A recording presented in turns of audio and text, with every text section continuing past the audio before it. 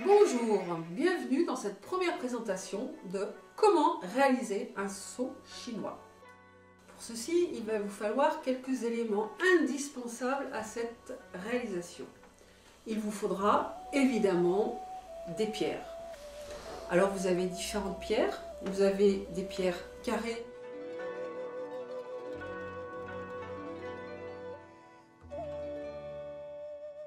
vous avez des pierres rondes qui sont plutôt utilisées pour illustrer un thème.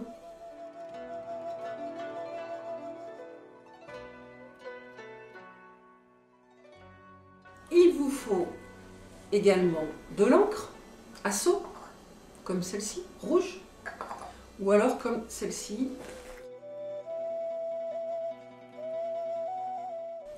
Il vous faut évidemment des outils pour graver votre pierre. Donc là, j'ai un set bien utile. Vous avez une pointe, des têtes biseau de plus ou moins grande taille qui vous seront très utiles. Pour graver votre seau, il faut aussi définir à l'avance votre texte à graver.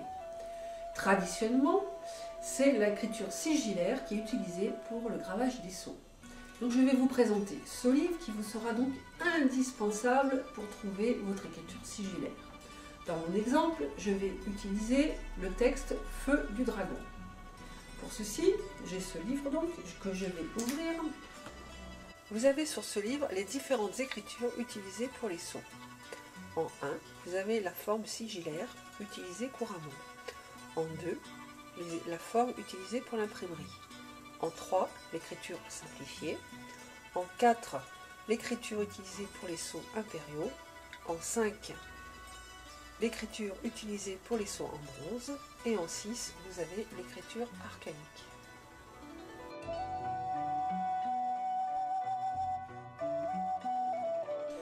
Il existe différentes façons de graver. On peut graver en yin et on peut graver en yang. Donc le gravage des seaux en yin, c'est l'idogramme et creusé. Donc je vais vous montrer un exemple d'idogramme creusé, c'est celui-ci. On peut également graver en yang, et là, l'idogramme est en relief. Donc je vous montre un autre exemple d'idogramme en relief. J'ai donc choisi, pour graver le feu du dragon, une pierre ronde. J'ai commencé d'ailleurs, vous voyez, à m'entraîner. Donc je fais l'empreinte, comme ceci, de la pierre pour avoir la bonne taille, comme ceci, voilà. Ensuite, eh bien, je m'entraîne à avoir les bonnes proportions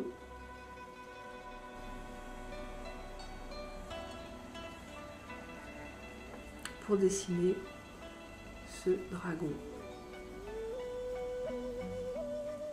C'est une étape indispensable avant de passer à l'écriture sur la pierre. Je vais donc terminer cette première partie et nous consacrons la deuxième partie au gravage pur et dur de ce seau. Merci de votre attention et à bientôt.